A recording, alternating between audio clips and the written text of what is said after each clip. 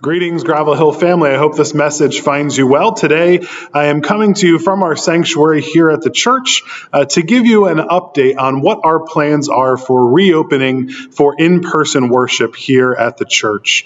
If you remember, when we decided to go virtual back in December, the plan was to have the leadership of the church, the lead team and the staff, look at what the situation was about mid-January, which is where we're about now, to make some determinations on where we are as a community, what our cases look like, all of those different things, to determine what would be the best practice for us to return for in-person worship.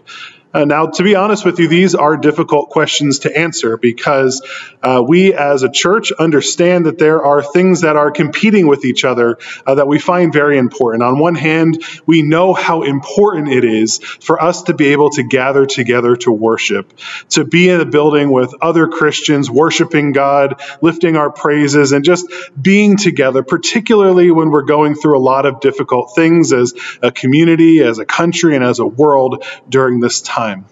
But on the other hand, we also understand the importance of making sure that we can offer a safe worship experience in the midst of this pandemic.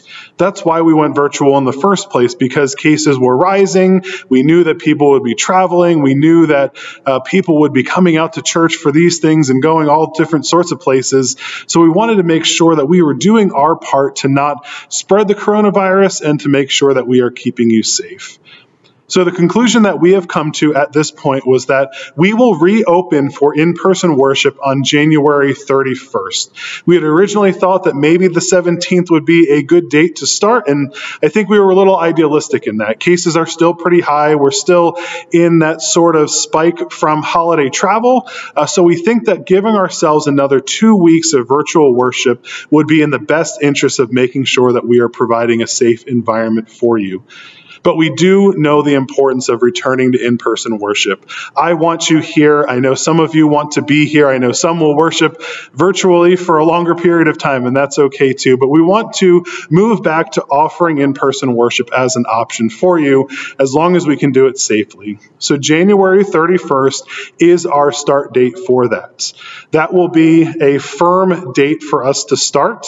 The only thing that we are anticipating might cause us to go virtual again is if we do have positive cases of COVID-19 in our worshiping congregation. That means people who are coming to church, people who are in the building. If that were to happen, we would have to shut down and go virtual again.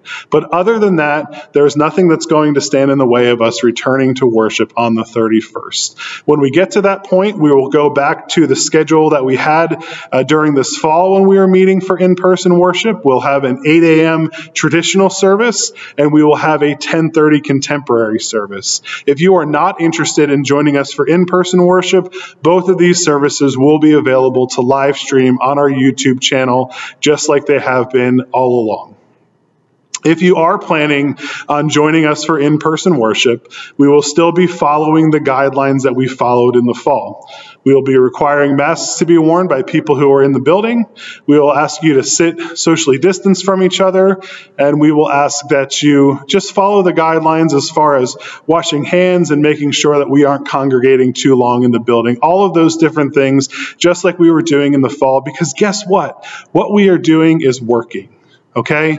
We are at a point where we have had cases of COVID-19 in our congregation, but because of the measures that we have taken, it has not become something that was widespread.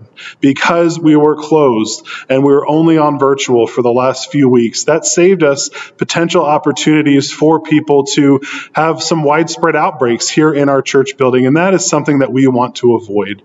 So we'll go back to those things that we were doing that are tried and true. We will have RSVPs available. We will be limiting capacity for you.